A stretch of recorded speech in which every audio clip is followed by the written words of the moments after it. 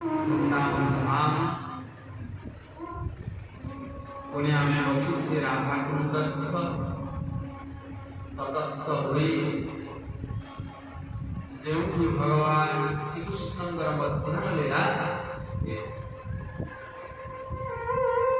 अष्टप्रहर लीला हुए नाम संकीर्तन आठटी प्रहर 24 घंटा के गोटे दिवस होची 8टी प्रहर सेमिति राधा कृष्ण 8टी लीला के 8टी प्रहर मध्याह्न लीला होची राधा कुंड लीला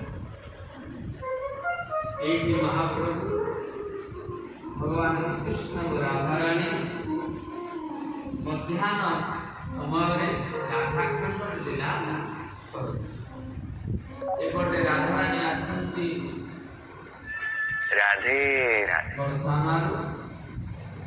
एक 8 किलोमीटर दूर अछि सूर्यकुंड सूर्य पूजा करने पे आसंती राधा रानी नित्य बरसाना आसंती थी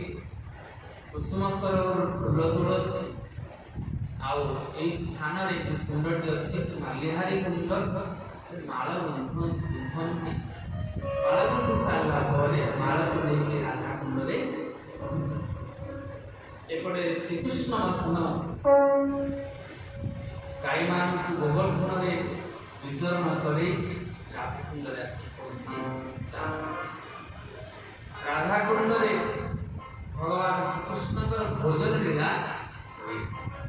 राधा रानी विषय को लेके आसी था जल क्रीड़ा करते राधा कृष्ण राधा कुंड रे भोजन लीला करते